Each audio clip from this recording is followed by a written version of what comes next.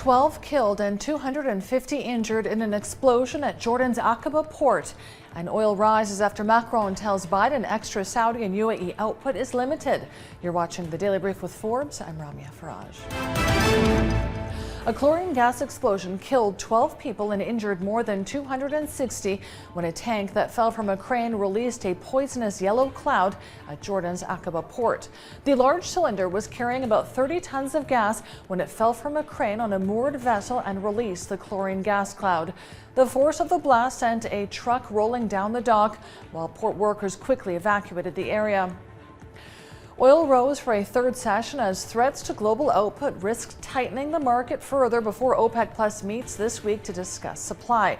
Brent crude reached over $116 a barrel in morning trade, and West Texas reached over $110. It comes after President Macron told President Biden on the sidelines of the G7 meeting that the UAE is at maximum output and neighboring Saudi Arabia can promptly add only about 150,000 barrels a day. MNT Halland's microfinance subsidiary Tessa Hill has issued securitized bonds worth $150 million. Officials say the proceeds will boost the company's growth in the lending business. The issuance was oversubscribed 2 times and is the first of a $600 million securitization program. Egypt's Commercial International Bank is managing the program. The portfolio comprises 137,000 contracts and a strong cash payback ability, attracting participation from regional and local financial institutions. The issuance was divided into 4 tranches.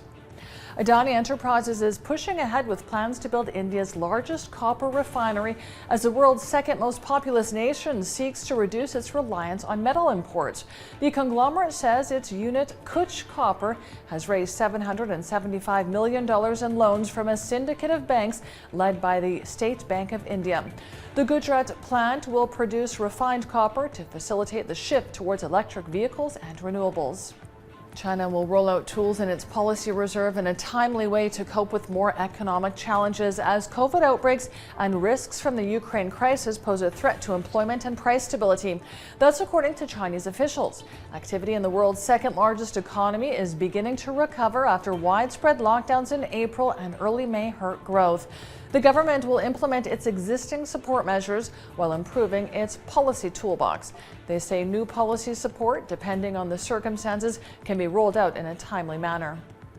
Lower sales in China and North America dented Nike's quarterly results as the sports giant projects modest revenue growth amid the strong dollar, rising inflation, and other headwinds.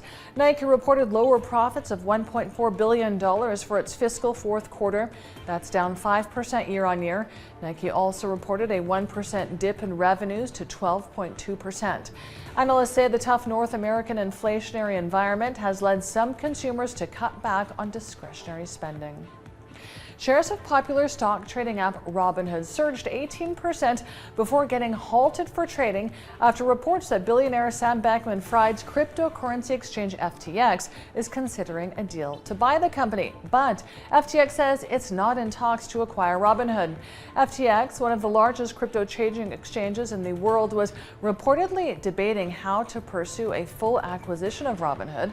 The stock held on to most of its gains after trading resumed, closing 14% higher. And Credit Suisse has been convicted of failing to prevent money laundering by a Bulgarian cocaine trafficking gang.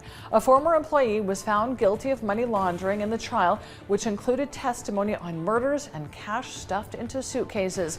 Switzerland's Federal Criminal Court looked at whether Credit Suisse and the former employee did enough to prevent the cocaine trafficking gang from laundering profits through the bank from 2004 to 2008.